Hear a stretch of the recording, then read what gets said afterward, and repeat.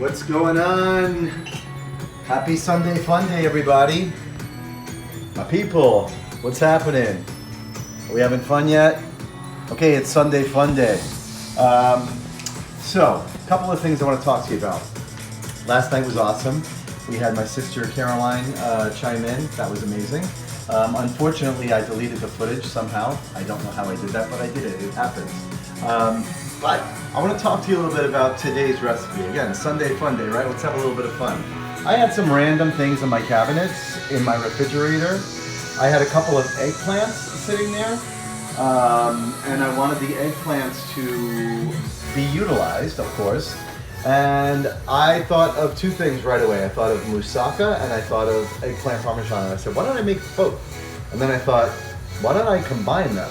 Why don't I go a little crazy and combine both those things? Then I started to think about, well, what are the ingredients for one that would work with the other? And I just said, you know what?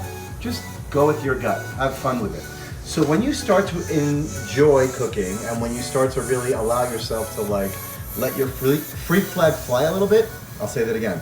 Let your freak flag fly a little bit when it comes to cooking. It's all about understanding ingredients, understanding your equipment, understanding what things taste like, taking a little bit of a risk, challenging yourself, doing all those things. So first thing is you need a kitchen. And luckily I have a beautiful Viking kitchen. And if you don't, that doesn't mean you can't make great food. I just probably make it a little bit easier. I have industrial strength equipment here in my kitchen. Doesn't mean you can't make wonderful food without it, so don't fret if you don't have it yet, but you will one day, especially those who love to cook and need it and want it. But you keep manifesting it, it'll happen. I used to do that when I was in culinary school. I used to have a picture of a Viking range on my bulletin board. Look what happened now. I work for the company. So with that said, I don't want to make this an endorsement, but I just want to talk about great food, great ingredients, great equipment, and then using your mind to be a tool as well. Allow yourself to explore when you're cooking. It actually gets funner that way. And that's how great songs are written, right? By taking risks and then doing something new and fresh.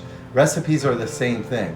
If you take a recipe and you want to mash it up with another recipe or another flavor, go for it. So tonight, eggplant was my muse, and what I did with my eggplant was I lightly fried it on both sides. I am a fan of leaving the skin on. I don't know why, I just think it looks so pretty, and I love that aubergine color. It's just a beautiful color, and I think it looks really nice in the dish. If you want to peel it, and you're an eggplant peel person, go right ahead. You have to cook it right in order to make it edible, but it's not like it's too tough not to eat. You just have to cook it right. And I'll show you that. So what I did was I took a combination of vegetable oil and a little bit of olive oil, good olive oil, in a cast iron skillet, and I browned it on both sides. Now, eggplant is the kind of thing that is pretty wet in nature. So first thing you do is slice your eggplant in half-inch slices like that. Put a little salt on both sides of it and then put it in between paper towels. So today I took layers of that eggplant in between some paper towels and I weighted it down with a casserole dish for a couple of hours.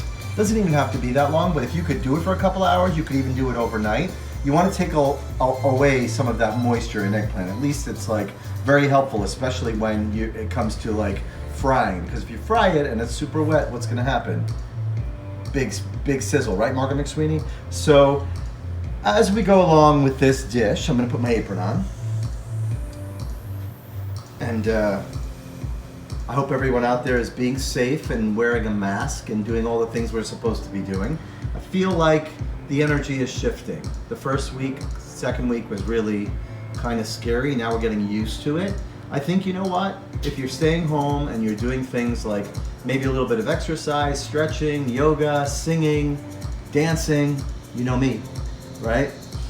Just to get out some joy, Today I had to go by a body of water, so I went and we visited Rich's mom for a moment. We didn't really get to see, we saw her, but we didn't really get too close to the facility, but such a beautiful sunny day, and there was a swan way out in the distance, so I went to say hello.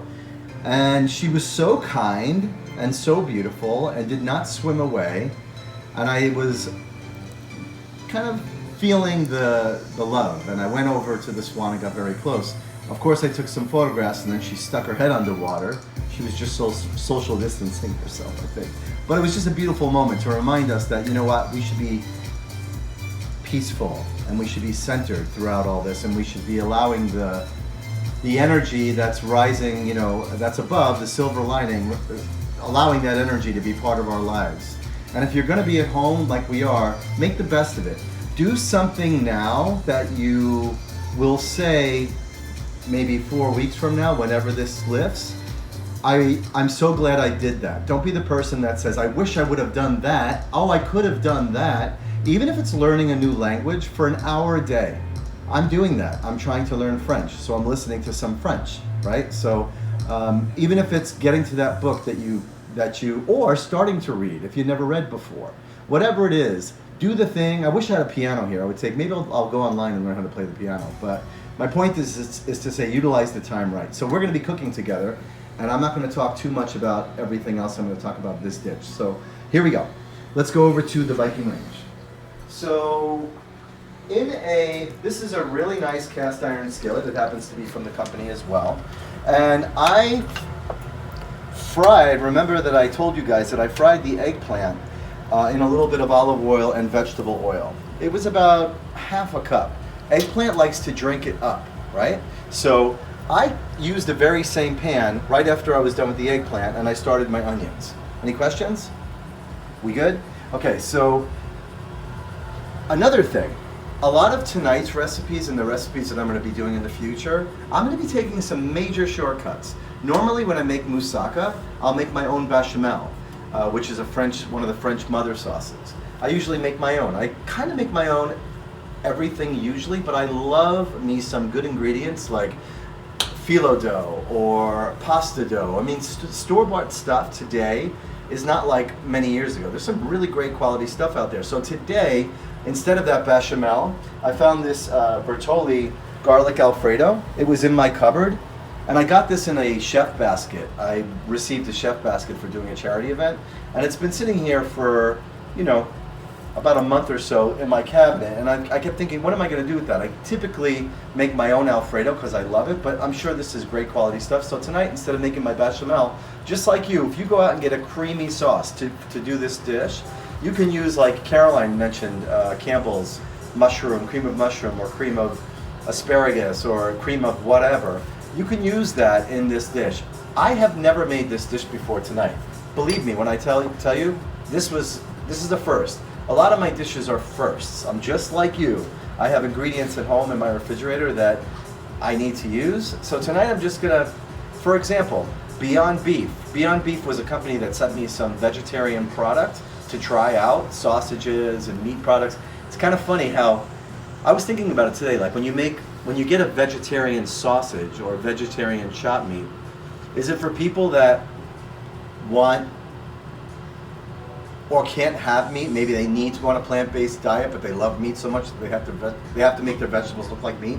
Or maybe for kids, I don't know. But I found in my freezer, and I thawed some Beyond Meat chopped meat, so it's really vegetarian. But it looks like chopped meat. So into this dish right here, into this casserole, I'm going to incorporate this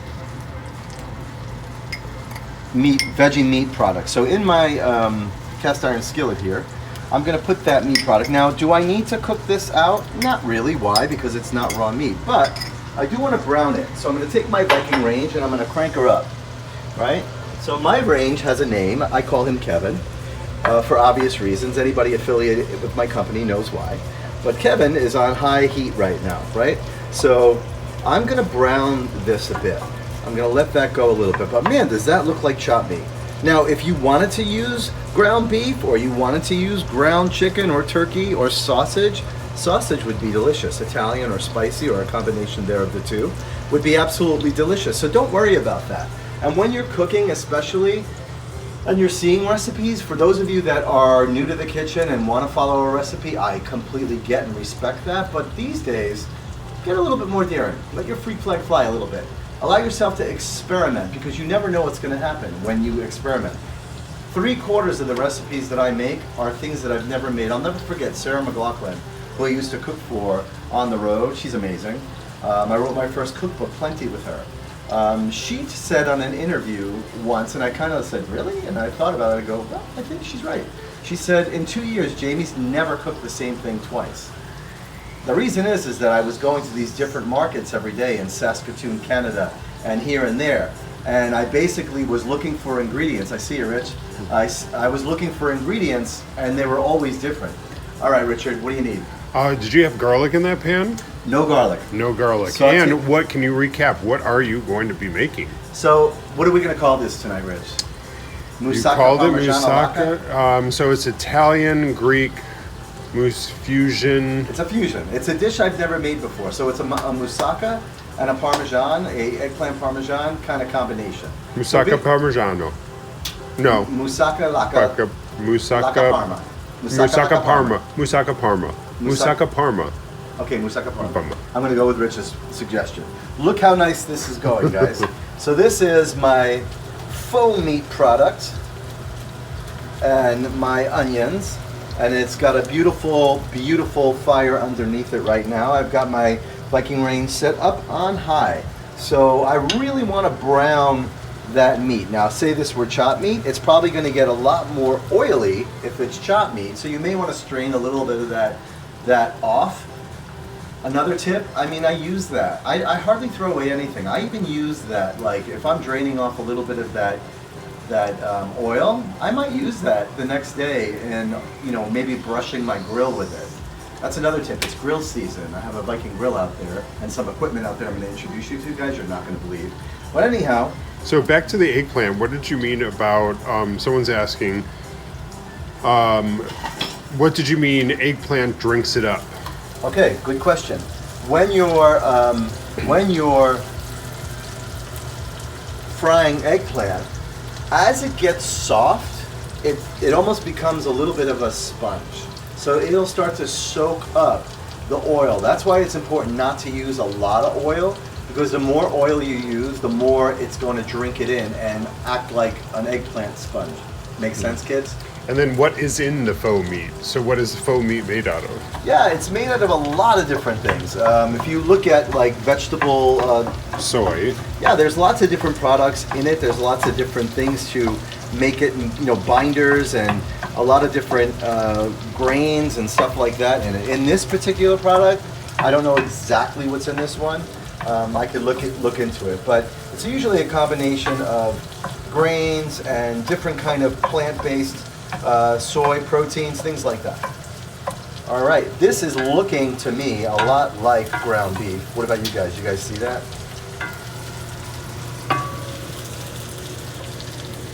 All right.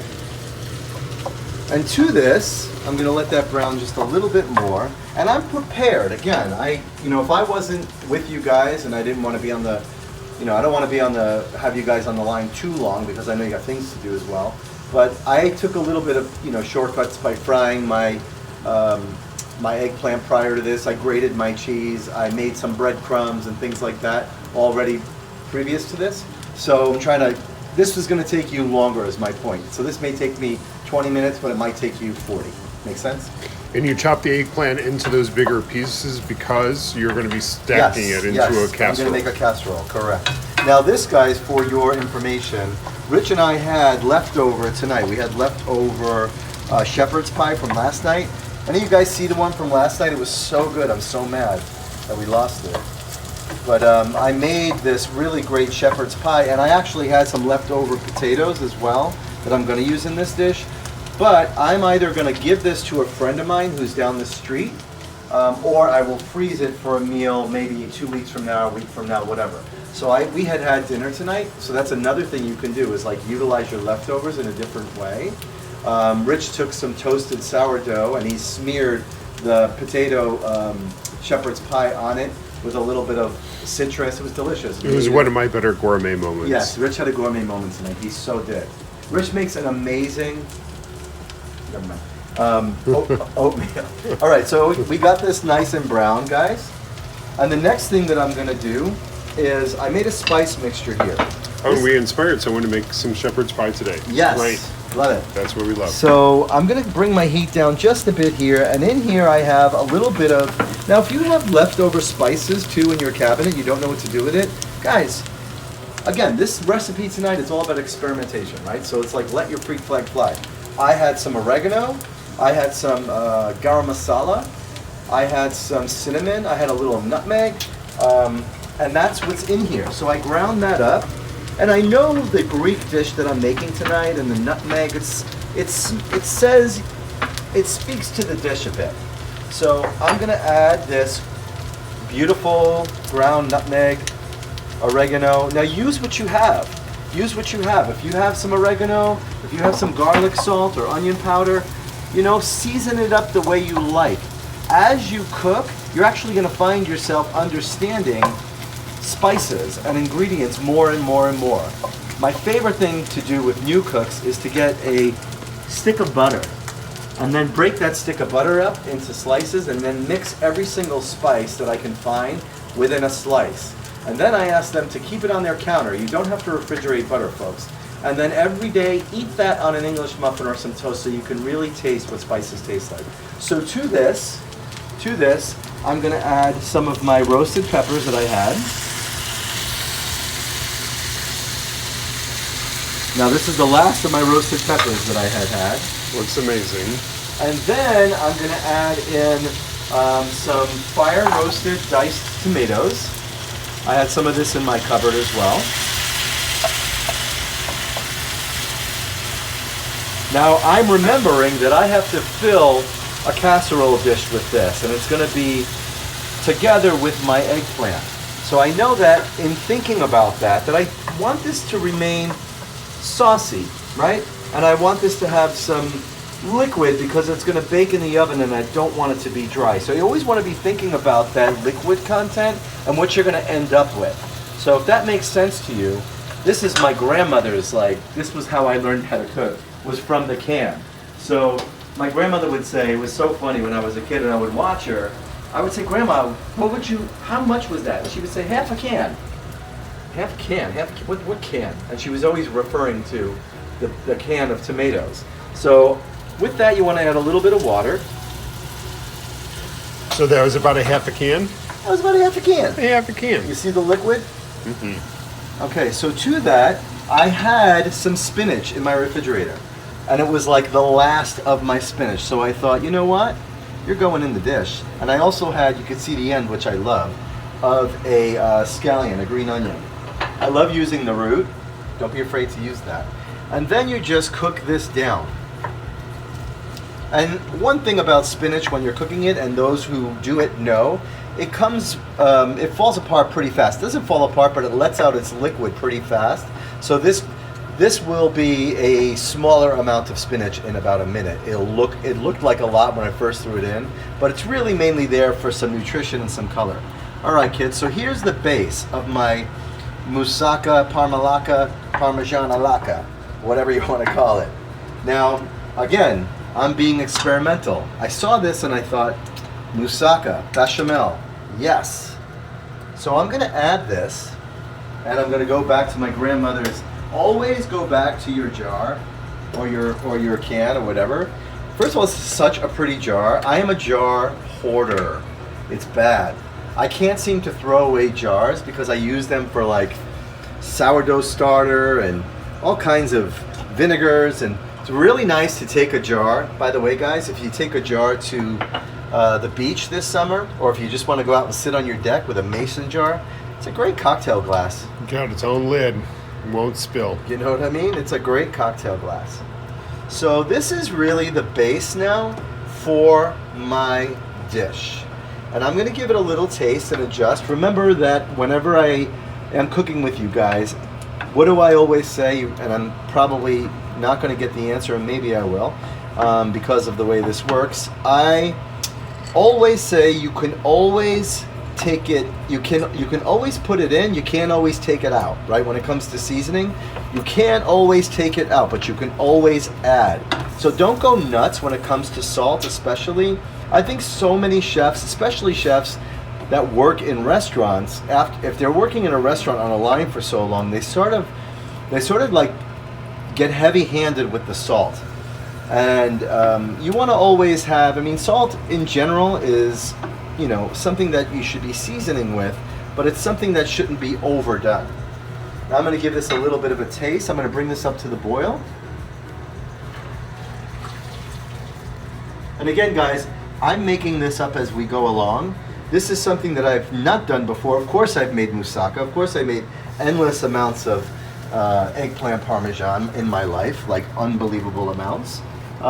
For catering, remember I used to cater for rock stars.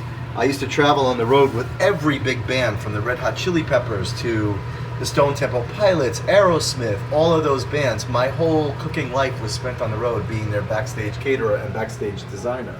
I did dressing rooms and created beautiful environments that I would take with me every day and build this insanely gorgeous environment. So I'm also a florist. I can make flower arrangements, and I do all that stuff. Ambiance and decor, home decor, and cooking are my thing.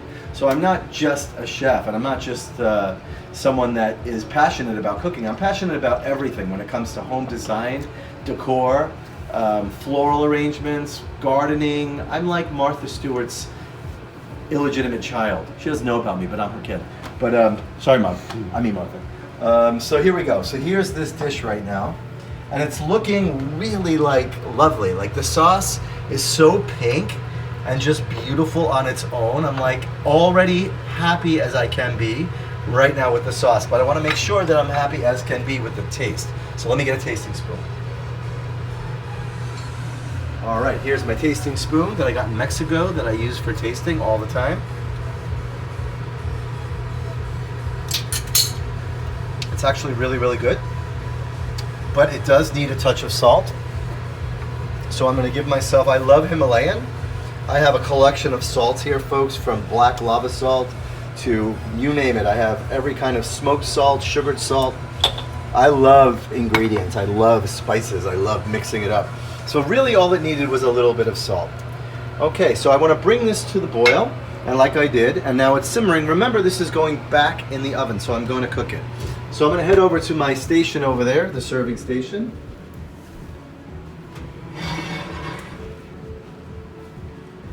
Okay.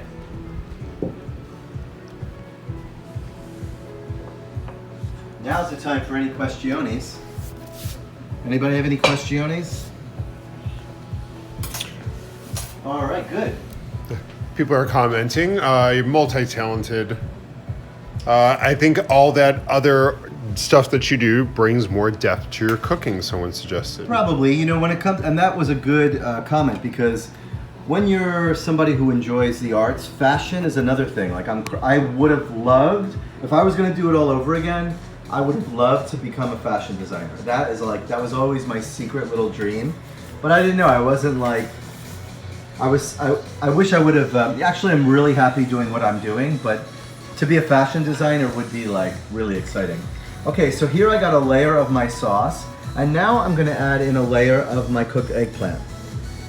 Doesn't this look delicious? I love the colors. The colors alone are making me so happy. Okay. Could this be used as a dip as well, someone suggested? You know what? Let's go there. Let's go there. Let's go there. That's my friend. I don't know who that is, but it's my friend. This can be used as a dip. So I'm also going to put a layer of, now, if somebody wants to send me some Parmigiano Reggiano, I miss Parmigiano Reggiano. I haven't had any for weeks in my house. I'm going to have to venture out and get some. But I'm not mad because I have my Asiago. Asiago is going to work fine. Blue cheese might be a little bit rich, but this is a sharp cheese. This is like a sharp provolone. So I'm going to do that, and then I have a little bit of breadcrumb here, just a little bit of panko breadcrumb that I made before, seasoned. Lasagna noodles instead of the eggplant? Hey, who's with me? Lasagna noodles would be amazing. See, now that's a thing that I love that you guys are thinking.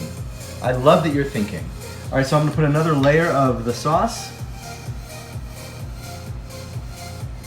Now this is very hearty and it's very rich, but it's like one of those things, like we still have these cold days in Chicago.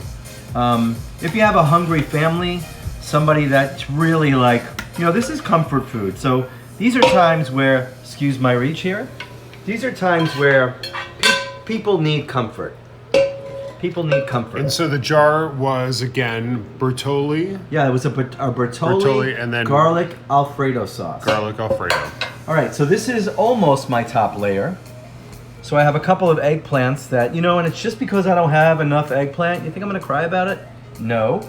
I'm just gonna sporadically place them around. And then I'm gonna do another layer of breadcrumb, just a short one, nothing too much, just a coating.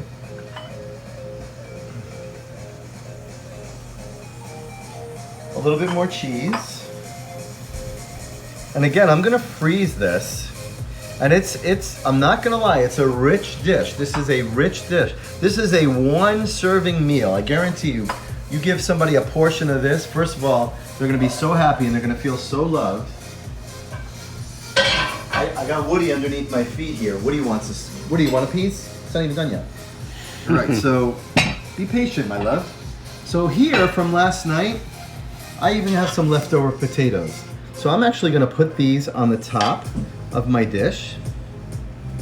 And I'm using my fingers, why? Because I can and it's my house. So we don't want any comments about that. You're all using your fingers at home. Just make sure you wash your hands. I'm doing it so I can sporadically place these potatoes where I want. And you guys are my friends. I gotta say, not one negative comment from anybody ever on my feed. Never. And I don't start now. Yeah. But it's always been, I have to tell you that I always tell people that I have the best, it may not be the biggest audience and it may be huge to some people, but to me, it's the right audience because you guys are so kind and so loving and I so appreciate you, like more than you know. I get up in the morning thinking about how I can make you happy and how we can share this experience of, cooking and, who knows, one day, I used to have a boss who used to say, we're all gonna die. But at the end of the day, at some point, life is short and we wanna keep living and loving and being happy now. But in my life, I can look back and say to myself, you know what? I shared what it is that I love the most about life. And, if it's a smile, like Lauren Manzo posted an amazing post this morning about an old gentleman who was smiling. And I woke up this morning and again, my feet hit the ground every day, just like you guys, not believing what's happening, but knowing that we have to get through it. And I thought to myself, okay, I need to get through this day and I need to be happy. And I saw that post of this someone's grandfather or someone's uncle, whomever he was, and he was just the happiest guy. All right, so my mashed potatoes are on top. I threw in a little bit of breadcrumb, and guess what? I found these, I think the brand is French's, and I've never bought these before in my life. These were also in the gift basket, but you wanna know something? They're kind of delicious. These were in that gourmet gift basket, and I was like, oh, what are those? And man, I think one night I sat there in front of the TV and ate them. You gotta. So who are we inviting over for this? This is gonna be something that I have a feeling I'm gonna send to someone's house. There's something really wonderful about. Here we go. I was prepared. I'm gonna put a little olive oil on the top of this, like so, and then a little bit of fresh parsley.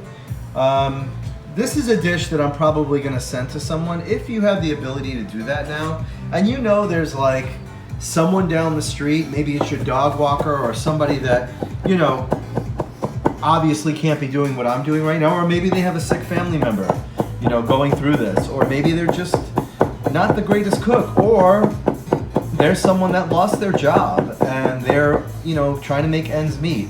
That would probably be the best person. Maybe there's a nurse that works in a local hospital or a fireman or policeman that you can feed right now, or his family. How wonderful would that be to say, hey, I've got something I want to share with you. So this is definitely going to be shared. I'm going to make it my goal.